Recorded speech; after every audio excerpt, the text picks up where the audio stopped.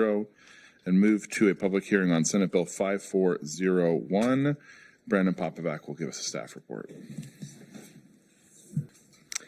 Thank you, Chair Elias. Members of the committee, for the record again, Brandon Popovac, staff to the committee. Senate Bill 5401 concerns the operation of motorcycles on roadways lane for traffic. For background, motorcycles are entitled to the full use of a lane on a highway, subject to certain allowances and limitations. Motorcycles may operate two abreast in a single lane. A motorcyclist may not pass a vehicle in the same lane as the vehicle being overtaken, unless the motorcyclist is overtaken and passing a pedestrian or a bicyclist at a distance of at least 3 feet. And a motorcycle may not be operated between lanes of traffic or between adjacent lines or rows of vehicles, a practice commonly referred to, depending on the circumstances, as lane splitting or lane filtering. What this bill does is it authorizes a motorcyclist to overtake and pass in the same lane as the vehicle being overtaken. It authorizes motorcyclists to travel between lanes of traffic or between adjacent lines or rows of vehicles only when traveling at a speed of 35 miles per hour or less, and not more than 10 miles per hour over the speed of traffic flow. And finally, it makes it a traffic infraction for the operator of a motor vehicle to intentionally impede or attempt to prevent a motorcyclist from operating as permitted under the bill. A fiscal note has not been requested due to expected little to no fiscal impact to state agencies. I'll conclude my remarks there and be happy to answer any questions. Distinguished prime sponsor of the bill, Senator Randall, if you'd like to present it to the committee. Thank you so much, Mr. Chair, Ranking Member King, and colleagues on the Transportation Committee. For the record, I'm Senator Emily Randall of the 26th Legislative District. And while I don't currently have my motorcycle endorsement, I have very fond memories of riding to T-ball practice on the back of my dad's Harley. And so when the riders of my community and across the state came to me to talk about how to increase efficiency of travel and transportation on motorcycles on our roadways, I was excited to be supportive. I'm also very grateful to Senator McEwen for joining me, in fact, leading, I think, in this effort. He sponsored this legislation before I had the chance to, and I'm excited to work together to continue moving ahead on motorcycle transportation in Washington. You know, there are concerns about this bill, about safety. We've had a lot of conversations about roadway safety in Washington. I think this committee has a lot of work to do to ensure that folks traveling in our communities are safe. I remain unconvinced that this bill would increase safety concerns and roadway collisions and fatalities. In fact, I think allowing for motorcycles to travel more efficiently and not have to stop and start with cars behind them stopping and starting might ensure that motorcyclists are safer in traveling around our communities. It's also a good congestion relief. It also encourages folks to use more fuel efficient transportation instead of larger vehicles than they need to. I think this is a good policy, and we've seen good results in California and Utah, states that have enacted similar policies, in fact, supported by State Patrol in California.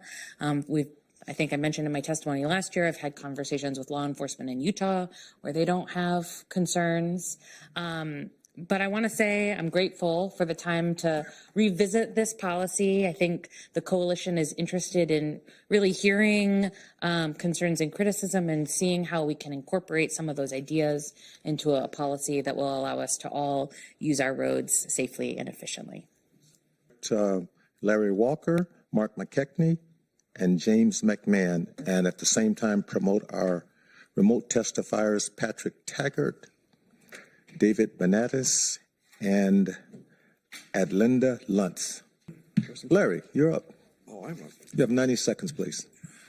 Thank you very much, Mr. Chair, members of the committee. Thank Senator Randall for bringing this issue forward. For the record, I am Larry Walker. I'm the Safety and Education Officer for ABATE of Washington, and I'm also a nationally certified motorcycle safety rider coach teaching basic, intermediate, and advanced riding. Some of the things that have come up and everything in the conversations, worried about rear impact. And of course, they talk about being the possibilities of fatals. It's not just fatals. It is a real issue. And one of the problems that I think develops is that if somebody's getting too close to me, I lose concentration on what's happening in front of me too. So I've got basically 180 degrees to defend. NHTSA's idea on making this better is using crash avoidance technology, automatic braking, things of this sort. That's technology that's still in the developmental stage. The technology exists. It's called the human being who makes good decisions to actually move through the traffic, so which we can implement this tomorrow if so. And as for worrying about being conspicuous is what NHTSA looks at, we have to train our drivers to be able to find motorcyclists because you only see about 5 to 10% of what's actually coming into your eyeballs. Your brain has to pick what you're looking for. And if people don't think about motorcycles, then they do not see them. And finally, the whole idea is I will hush now. I see my bright red light. Thank you for your time. For your testimony. Please proceed. Thank you, Chair Leas, Ranking Member King, members of the committee. I'm Mark McKechnie. I'm the External Relations Director of the Washington Traffic Safety Commission. As you heard, there are competing interests here, and we are coming in to regrettably oppose the bill on safety concerns. Actually, motorcyclists saw the largest increase in fatalities in 2022, so it's very much a concern. When we looked at the data on rear-end collisions, we only found one fatality over a 5-year period where a motorcyclist was rear-ended by another vehicle on a highway where potentially lane splitting would have come into play as a safety measure. I also wanted to address the study that has been cited multiple times from UC Berkeley. It was a white paper, and I think it's been somewhat misconstrued. It very clearly did not say that lane splitting is a way to prevent collisions. It simply said among the people studied that those engaged in lane splitting had less serious injuries, but they also pointed out other differences between the two groups, including that those with less injuries besides lane splitting were also riding in the daytime, were traveling at slower speeds, were less likely to be impaired, and they were also found to be more likely to be wearing high-quality helmets. We very much are concerned about motorcycle safety, but the evidence-based countermeasures that we know that work to save lives include universal helmet use, riding sober, and obeying the speed limit. Thank you. Thank you. James. Good afternoon, Mr. Chair, members of the committee. I'm James McMahon, Policy Director with the Association of Sheriffs and Police Chiefs, also here to share our safety concerns with this bill. We support motorcycle safety. We want all users of the roadway, in fact, everyone, to get home safely. Motorcycles and motorcyclist riders and their passengers are 28 times more likely to suffer fatal injuries per million miles traveled than a standard roadway user. The two most effective safety mechanisms are helmet use, reduction of speed, well, the three, and less intoxicated drivers, both motorcyclists and others on the roadway. We get the desire. I'm a motorcycle rider too. I've looked between those cars and thought, man, I can make it. It's just not safe. That's why we don't support the bill. There's not enough room. Drivers are not used to being passed in between lanes, whether they're changing lanes or not. I've had motorcycles drive lane split illegally right next to me. It scares the jabbers out of me. We just don't think it's safe. We want people to be safe, and that's why we don't support the bill. There are a couple of questions. Senator Fortunato.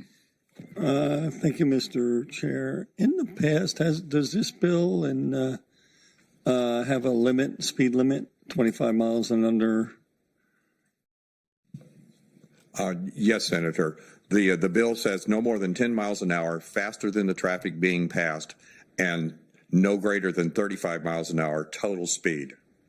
Right. So if I'm a motorcycle driver, you're obviously very cautious and you wouldn't do it, but perhaps someone else would do it. They would take that into consideration.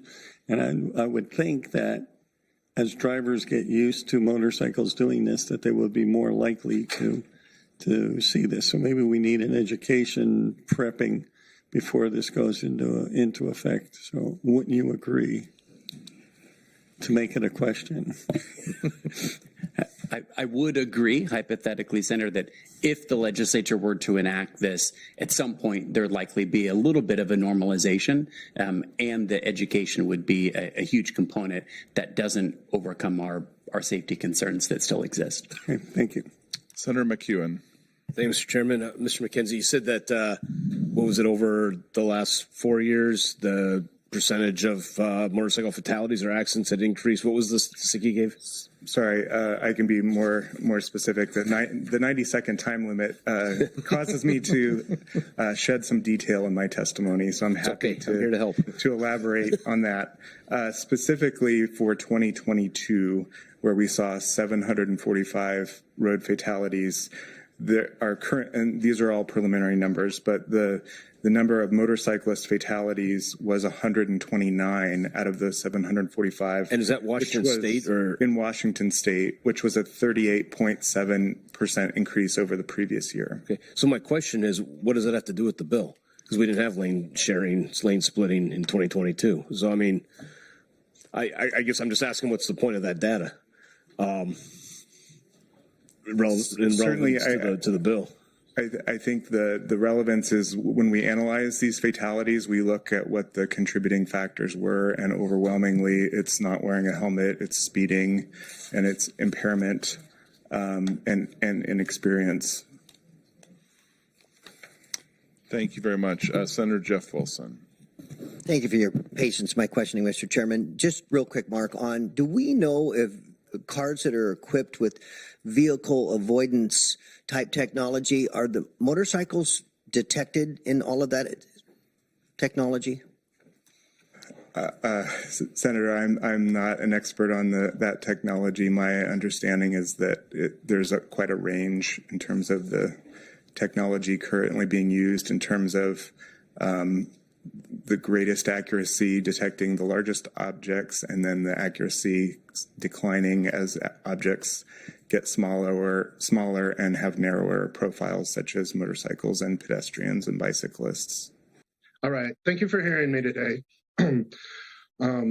This bill is even more relevant than 10 years ago, and somebody's hit on it today a little bit, and I'll tell you why. It's technology. With the advent of new vehicles that come equipped with advanced driver assistance systems, like adaptive cruise control, the dangers to riders have exponentially increased. Both manufacturers and other interested parties studying the technology have found a full third of the time these technologies fail to recognize motorcyclists. I myself, over the last couple of years, have had to make serious modifications to my riding habits to adapt to this. I've had several close calls. Drivers of vehicles with advanced technology seem to be way less attentive to other vehicles. I've been riding since 16, raised in Washington. Motorcycle commuting has always been a challenge here. And I found my years I was stationed in California as a Marine, riding felt much safer, in part because I had more options to navigating traffic. In my 33 years of riding, I've managed to avoid an accident, but it has gotten a lot harder in recent years. It used to be black ice, gravel, and road debris that scared motorcyclists. Now, every time I get near a Tesla, I get really nervous. Thank you very, very much for your testimony. Appreciate it. Thank you. Good afternoon, Mr. Chairman, committee members. I am Adalinda Lund. Thank you, Senator Randall and committee members, for bringing the issue forward for consideration. As a motorcycle rider, I acknowledge that riding is unsafe. I choose to ride with this in mind and use all my skills to assess obstacles and dangers at all times, keeping my head on the swivel. I feel this bill will go a long way to remove some of the dangers that heavy, slow traffic brings. Some of the benefits include reducing the potential for rear impacts. My husband was rear-ended in 2017, and this impact totaled his motorcycle and injured him. This also eases congestion by moving motorcycles through the system. allows motorcycles to clear the area when traffic begins to move faster, establishing a better, safer margin. This allows the motorcycle to get into a clear and safer traffic sooner. Only utilizes in situations where traffic is very slow or stopped. All traffic is moving at relatively the same speed. Motorcycles only move at a maximum speed differential of 10 miles per hour relative to surrounding traffic. Maximum overhaul transit speed of 35 miles per hour. With the 3-second visual lead, a rider only has 4 vehicles, 2 per side, to which to deal with. When the traffic is moving slowly or at a dead stop, motorcycles gently move between the traffic lanes until traffic begins to move again. At this point, the motorcycle melds back into the regular flow of traffic. The primary imperative of traffic tracking is to locate the vehicles that might close off the path of travel and to be prepared to check up. These are vehicles on other sides of the rider. Thank you very, very much for your testimony. Thank you for your consideration. Thank you. Oh, yeah, you want to see me? Hell yeah. Hey, I'm Alex. I'm a Seattle-based motorcycle rider, and I've been lane splitting on Washington roads in the way legalized by this bill for over a decade, and I've never crashed or gotten a ticket for it. The Washington State Transportation Committee is opposing this bill because they found that motorcycles hitting cars from behind is one of the most common crashes, creating fatalities. But this isn't an argument against lane splitting. This is an argument for lane splitting. Braking on a motorcycle is far more complex than in a car, which is why even experienced riders struggle to execute emergency stops safely in live fire situations.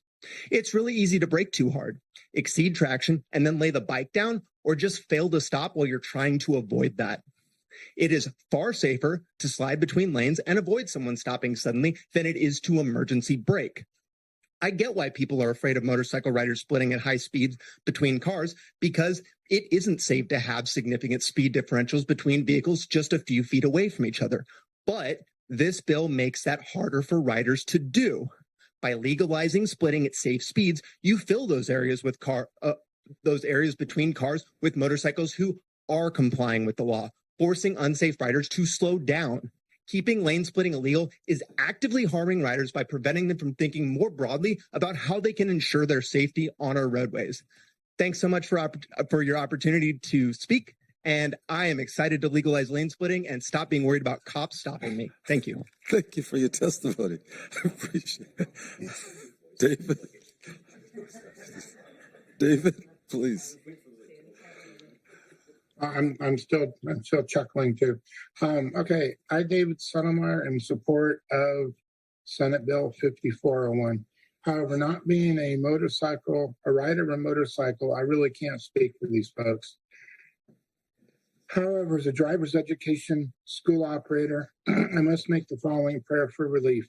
Since this bill will allow motorcycles to pass between passenger vehicles, I request the committee via their agencies make sure the public is giving proper notice of this change by publication in the driver's guide, include a question or two on the driver's licensing exam, and place requirements and rule for the curriculum requirements for the teenage driver's education course.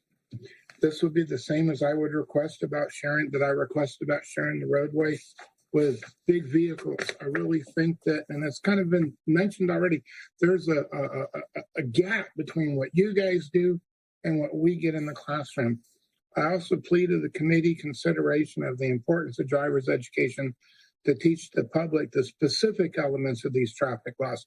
This means protecting communication between the students and the teacher by not allowing Zoom and not mixing young adults in here, so we can make sure that the teen students get this specifically understood and that we know that they've understood it. And yeah, the technology, the most important one, I agree with the prior person. Thank you very, very much for your testimony. We'll start with Patrick. Thank you. Good afternoon, everyone. Out of respect of our time constraints, I'm not going to rehash the studies and the data that other members testifying have brought up and will bring up, but rather put forward a slightly different perspective from what you would call a vulnerable road user. For the past 4 years, I've been commuting year-round and lane filtering on a 50cc moped. I've never touched a motorcycle. I don't care for going fast. I don't enjoy cornering on twisting roads or hitting the open freeway into the setting sun or anything like that. I ride to reduce emissions, to reduce congestion, and because I get 100 miles to the gallon. I have more in common with a bicycle than I have with a motorcycle. And I also used to be against lane filtering because it was illegal. It wasn't until I was nearly rear-ended by an impatient car driver that I began doing it slowly out of safety and necessity. We have created a lot of positive infrastructure in Washington for other vulnerable road users like bicyclists, for example, bike lanes and bike paths. Passing this bill would require zero infrastructure investment and protect commuters like me who are on small bikes who have fallen between the cracks of the system. The current laws in the books just empower motorists to act like road vigilantes and say that guy shouldn't be cutting in line and block him off and even hurt vulnerable road users. So I encourage everyone to please consider moving this bill forward and protecting all road users on Washington roads. Thank you very much. Thank you for your testimony. David?